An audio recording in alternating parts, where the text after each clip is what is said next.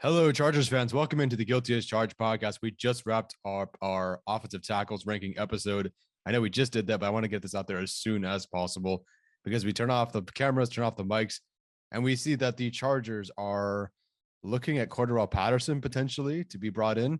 Now, we know things are, smoke screens, misdirection, and all that, but I thought this was very interesting that it was brought up because a lot of us have been speculating about him reuniting with some of his coaches. So earlier today, we got this quote from Matt Lombardo, a fan-sided, who says that the Chargers have a handful of marquee free agents, and some NFC personnel executive, whatever, told fan-sided this. So depending on what they do, they aren't likely to be aggressive. That the Chargers are not going to be aggressive in free agency, depending on what they do. This caused all sorts of chaos and turmoil on social media because people took it as, oh, Tom Telesco is not going to be aggressive in free agency. Whereas really what the full quote is saying is that, well, they're not exactly going to be aggressive if they spend money on all their internal free agents. And that's it. Just a no-duh situation. Well, then later today, we get this fun little gem. I think this is awesome to talk about. So this story comes to us from Gilbert Manzano of OC Register. You can go ahead and click on it, read the whole thing. But there are a couple of parts that are pulled out by Steven here. And I thought they were super, super interesting. So I'll just read it to you, even though you can already see it.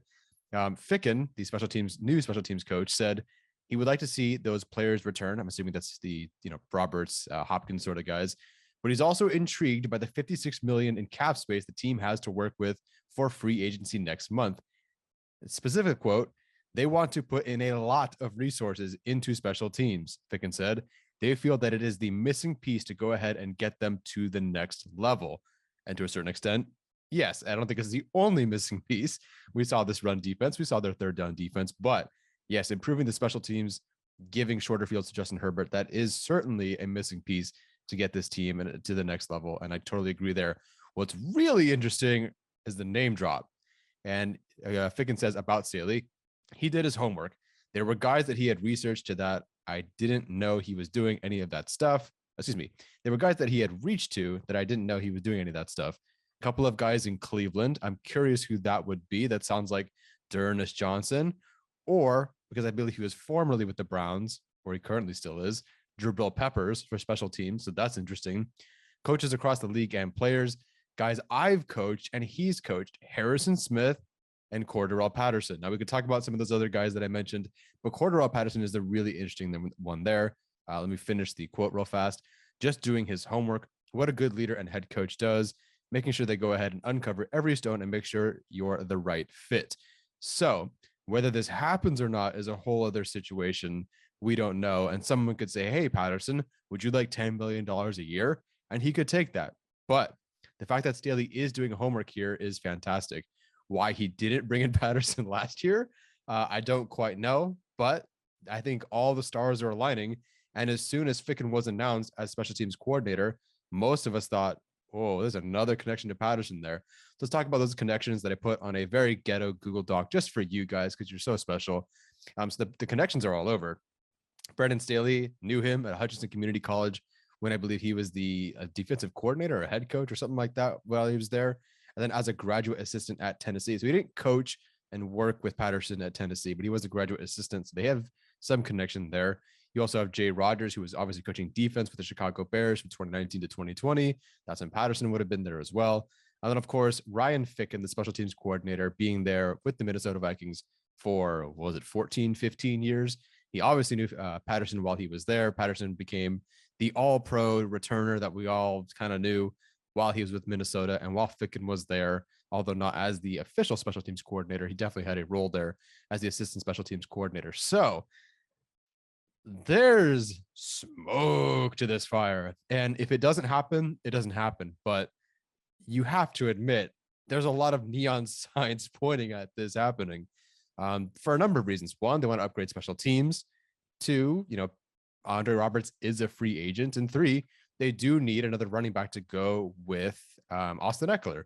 And at this point, I'd rather maybe shell out a little bit more money to a Cordarrelle Patterson than have Tom Telesco draft another fourth, fifth round running back, So, I typically don't like the investment in the running back position to be that expensive, but Eckler's deal is so cheap. Patterson is more than just a regular running back.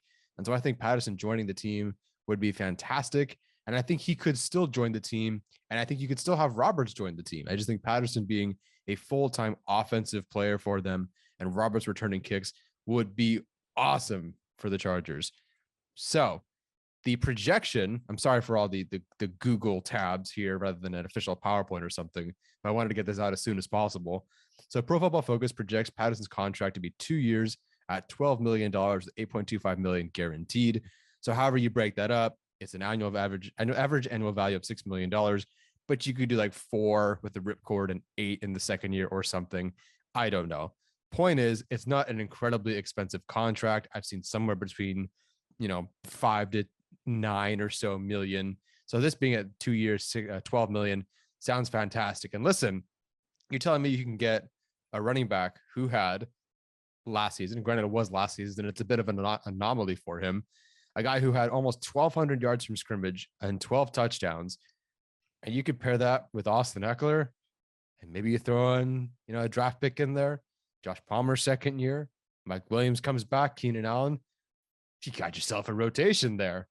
And listen, I kind of would prefer as a pure running back to D'Ernest Johnson, but it's hard to deny how talented Patterson is and was for the Falcons, and honestly, how much better he could be with the Los Angeles Chargers. This Falcons team was terrible. And yes, they had to take into account Kyle Pitts, but like the line's not that great. The quarterback's not that great. Pitts is fantastic, but that was it because Ridley left. And they still couldn't stop Cordarrelle Patterson. So him joining the Chargers with their projected offensive line with Justin Herbert and Austin Eckler, whoo boy. So again, Staley did his homework. There's guys that he reached out to, guys that I've coached, one of them being Cordarrelle Patterson. So what do you guys think? I am very excited about this. Maybe it means nothing. There are more dots to be connected in the future. Hopefully we'll be able to let you guys in on that in a bit. But for now, this is a very exciting, explicitly stated connected dot by Mr. Ficken here. So I'm really excited. What did you guys think? I'm all aboard this. Let me know what you guys think in the comment section below. Enjoy the rest of your weekend. Take care. Oh, as always, bolt up.